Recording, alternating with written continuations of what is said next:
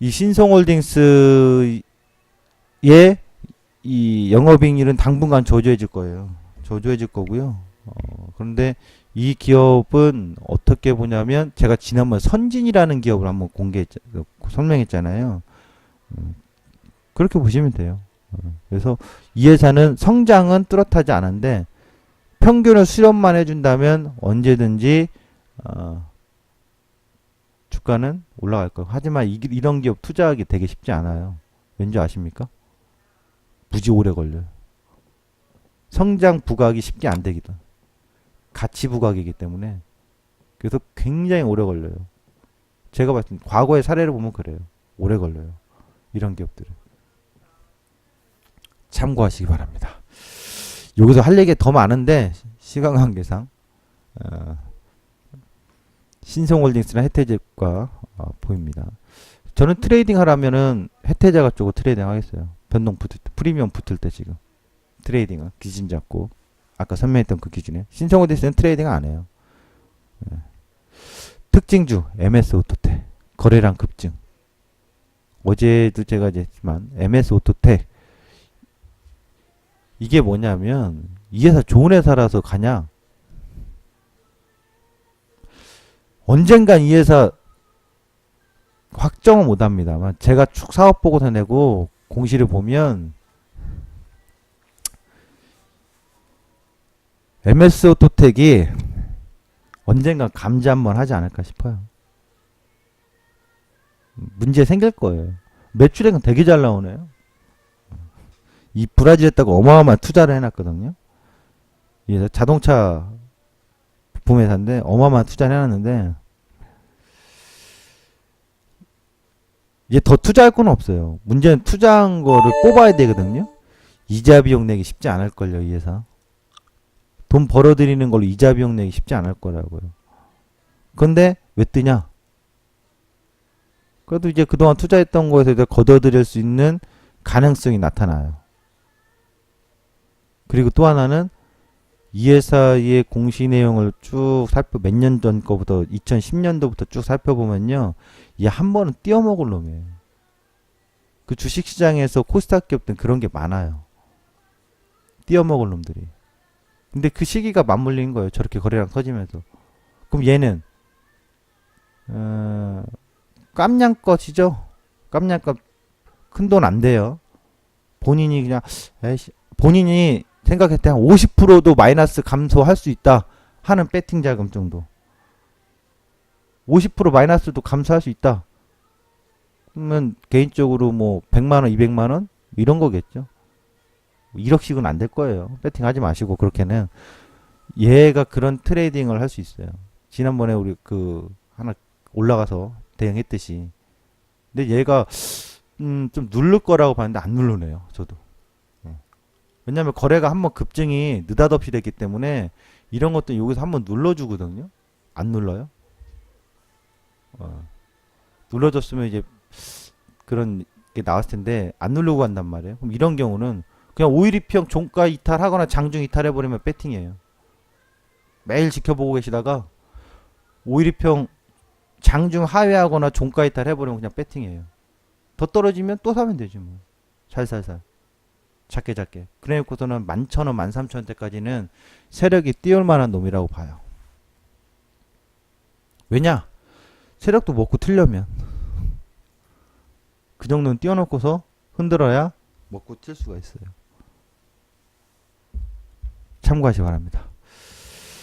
시장 이슈입니다. 원유 재고 감소, 유가 상승. 이게 저는 어떻게 생각하냐면요. 유가 상승이 결국 미국 금리 인상 올릴 수밖에 없지 않을까 싶어요. 왜? 그동안 고용은 돼 있잖아요. 목표에 도달했잖아요. 관건은 인플레였잖아요. 물가 상승이었잖아요. 유가가 이렇게 상승해지면 물가 상승 요인이 통계 작성할 때 물가가 하락으로 갈까요? 물가 상승 요인으로서 목표치 도달하지 않을까 싶은데요. 어느 정도 점진적으로. 그러면 미국은 금리 인상할 거예요. 그런데 중요한 건 달러 약세. 이게 추세인가? 우리 달러 추이 다들 아시죠? 제가 얘기했던 사이클.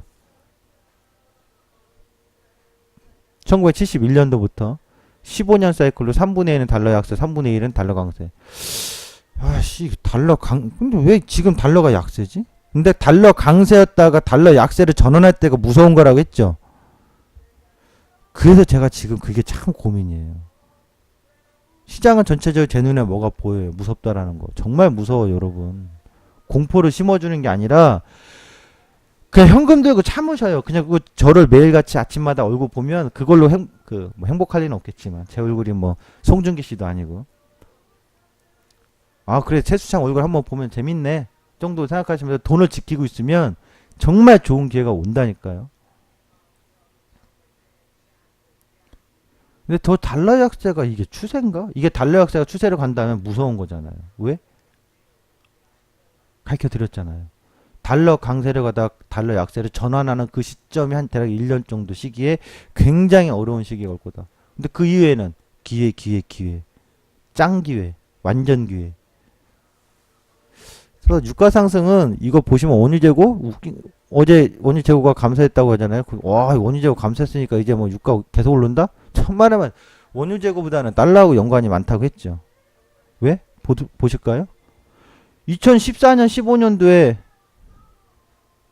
예? 무지하게 유가 빠졌잖아요.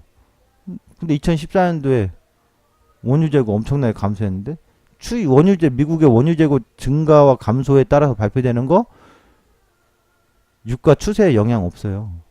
그렇죠? 그걸 제가 설명드리려고 하는 거예요. 그러니까 어제 원유 재고 감소했다고 이제 야 유가 이제 계속 가나 보다. 오히려 유가가 오른 것은 물가 상승에 따른 미국 금리 인상 압박이 좀 더 빨라지거나 이슈화가 될 가능성이 높다고 봐야 돼요. 지수 예상 분석 바뀐 거 없습니다.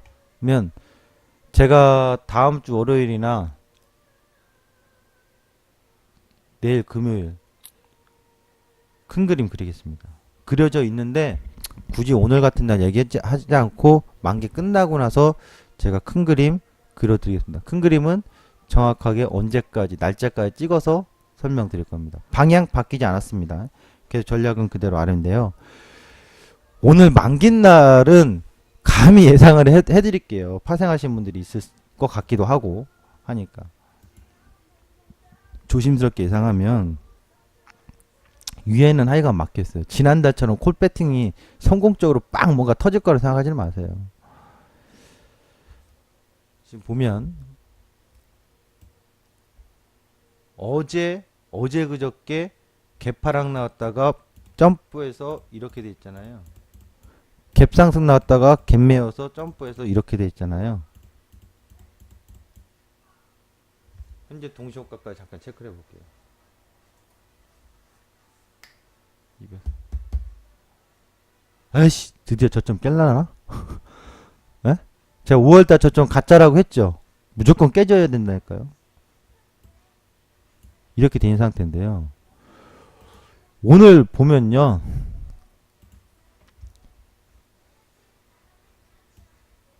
등가 240을 집어넣어 줄 거냐예요. 안 그러면 242에서 양광스럽게 끝나요. 그러니까 240을 넣어주나 편입 결제 들어가 주냐예요. 그건 저도 지금 잘 모르겠어요. 장중에 떠봐야 되는데 걔네들이 해도 관계없고 안 해도 그만이에요. 집어넣어도 관계없고 안 하고 242로 맞춰도 끝내도 관계없어요.